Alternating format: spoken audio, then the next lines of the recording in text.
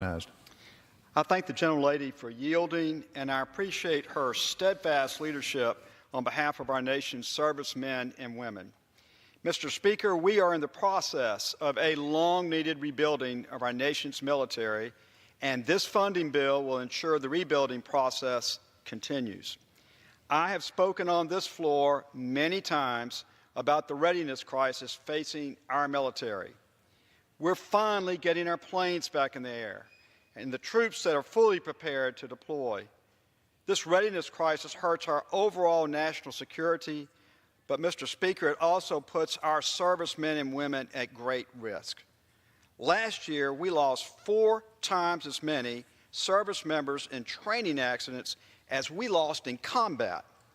We owe it to these men and women to do everything in our power to avoid more of these accidents. That duty requires consistent and robust funding for all aspects of our defense. I'm pleased to say that this funding bill builds on the progress made over the last 2 years, and I'm proud to support the Defense Appropriations Bill and this rule. This bill sets aside $674.6 billion for the Department of Defense, which is consistent with the National Defense Authorization Act that passed out of this body earlier this year. Importantly, the bill will help us recruit and retain the greatest fighting force on the face of the earth. That includes full funding for a 2.6% pay raise for the military and an increase in overall end strength.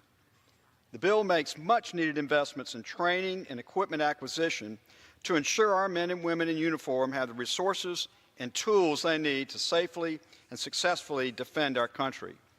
As Vice Chairman of the House Sea Power and Projection Forces Subcommittee on the Armed Services Committee, I'm pleased to see the bill make progress toward rebuilding our 355-ship Navy fleet. The bill funds the construction of 12 new Navy ships, including 3 littoral combat ships. The bill also funds the procurement of additional F-35s, FY19 Super Hornets, Black Hawk helicopters, Abrams tanks, and C-130J aircraft, among many others. Given the current threat environment, the bill invests in our nation's missile defense programs and ensures support for some of our key allies around the globe. Mr. Speaker, peace through strength should always be the position of the United States. There is no greater deterrent to war than a strong and fully equipped U.S. military. I want to thank Chairwoman Granger and her subcommittee for their work on this legislation, and I look forward to a strong bipartisan vote later this week. And I yield back.